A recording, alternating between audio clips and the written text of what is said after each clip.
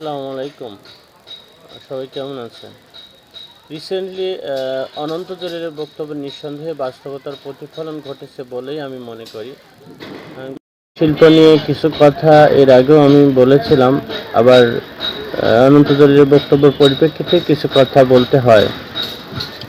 দেখেন, তিনি কিছু বিষয়ের উপরে কথা বলেছেন এবং সেই বিষয়গুলো যুক্তিসঙ্গত বটে।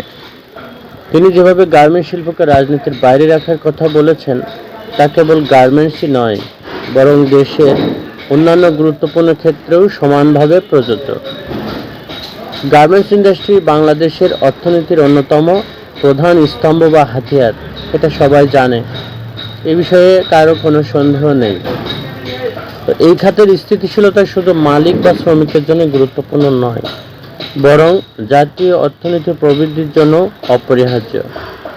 যে বিষয়টি অনন্ত জলিল তুলে ধরেছেন তা হল গার্মেন্টস সহ অন্যান্য শিল্পের রাজনৈতিক হস্তক্ষেপ এবং অপ্রয়োজনীয় রাজনীতিকরণ, যেটার কারণে গার্মেন্টস শিল্প আজকে ধ্বংসের মুখে। এটা আমরা সবাই জানি। তো এখন বিষয় হচ্ছে কি, যে যদি এইটা হয় তাহলে কি পরিস্থিতি কোন দিকে যায়?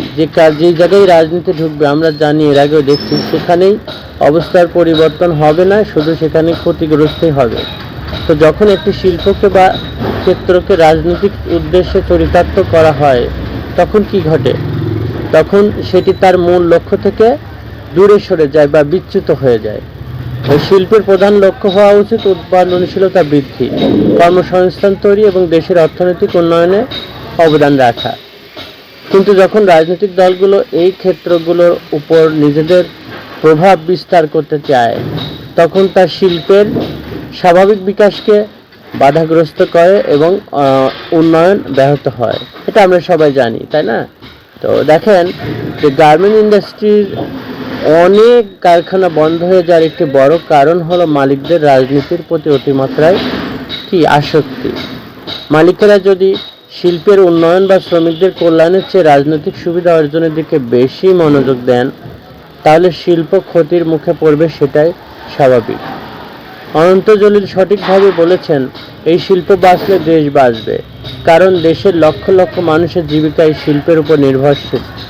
গার্মেন্টস খাতের দুর্বলতা মানে লাখ লাখ মানুষের কর্মসংস্থান অনিশ্চয়তা, যা সামগ্রিক অর্থনীতিতে বিরূপ প্রভাব ফেলে।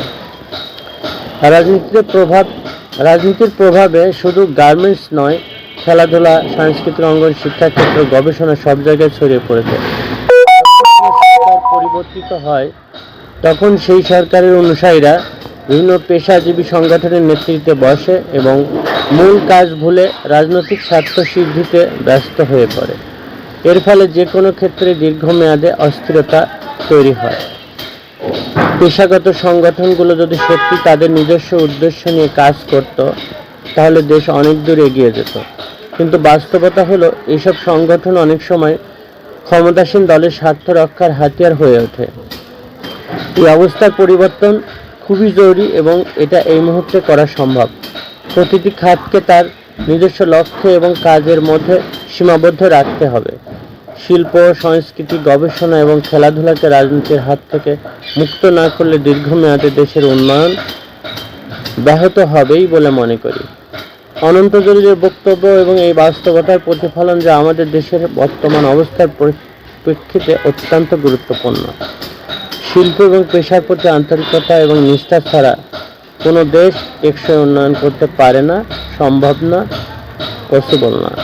এজন্য রাজনৈতিক দলগুলোকে শিল্প ও পেশাজীবী সংগঠন থেকে হাত গুটিয়ে নেওয়া উচিত এবং বিশেষজ্ঞের নেতৃত্ব এখানে পরিচালিত হতে দেওয়া বলেই প্রয়োজন আমি মনে করি। তো এই যে বিষয়টা, যে গার্মেন্টস শিল্প এত ঝামেলা কেন হচ্ছে, এটা কি কোনো রাজনীতির বিষয়? আসলে গার্মেন্টস কোনো রাজনীতির বস্তু না, এটা একটা ইন্ডাস্ট্রি। এটা কোনো রাজনীতিক খেলার মাঠ না। এখানে আওয়ামী লীগ আসবে, বিএনপি আসবে, এই আসবে, সে আসবে, আর অনেকে আসতে পারে। এটা নিয়ে পলিটিক্স করবে। এটা কোনো রাজনীতির মাঠ না। কেন এটা নিয়ে পলিটিক্স করবে? এটা কর্মসংস্থান, এইটার ইন্ডাস্ট্রি। এইটা বাজলে দেশ বাজবে, এইটা বাজলে আপনার রাজনীতি করতে পারবেন। সবাইকে বেকার করে রাজনীতি করবেন?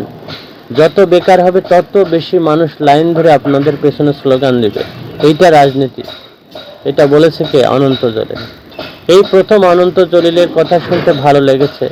মেকআপ ছাড়া দেখতে সুন্দর লাগছে কিনা এরকম কোনো চাপ ছাড়া এই প্রথম ক্যামেরার সামনে কথাগুলো অত্যন্ত সাবলীলভাবে বলেছে। পর্দার অনন্তকে দেখতে এবং শুনতে যতটাই খারাপ লাগতো, বাস্তবের অনন্তকে ঠিক ততটাই ভালো লেগেছে।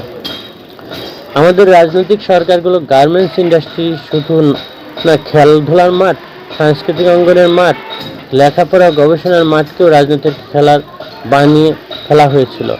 অন্তত যে গার্মেন্টস ইন্ডাস্ট্রিগুলো বন্ধের কথা বলেছে, এইগুলো কী কারণে বন্ধ হয়েছে? আমার ধারণা এই ইন্ডাস্ট্রির অনেক মালিকই ইন্ডাস্ট্রির মালিকের চেয়ে রাজনীতির খেলোয়াড় বেশি ছিলেন। ঠিক যেমন ক্রিকেট স্টার, থিয়েটার স্টার, সঙ্গীত ও নাটক সিনেমার স্টার, এমনকি শিক্ষক, গবেষক আসল কাজ ফেলে রাজনীতির খেলোয়াড় হয়ে গিয়েছিলেন। অনন্ত জলিল ঠিক বলেছেন যে দেশের সর্বনাশের এটি একটি বড় কারণ। একটি সরকার আসে আর সাথে সাথে সকল প্রফেশনাল সমিতির নেতা পরিবর্তন হয়। এসব বন্ধ হওয়া উচিত। আমিও তাই মনে করি যে শুধু শিক্ষা প্রতিষ্ঠান না, বড় বড় গার্মেন্টস ইন্ডাস্ট্রি থেকে শুরু করে যেই বড় বড় যে প্রতিষ্ঠানগুলো আছে, সেই সমস্ত জায়গা থেকে রাজনীতিকে সরিয়ে নিয়ে আসতে হবে।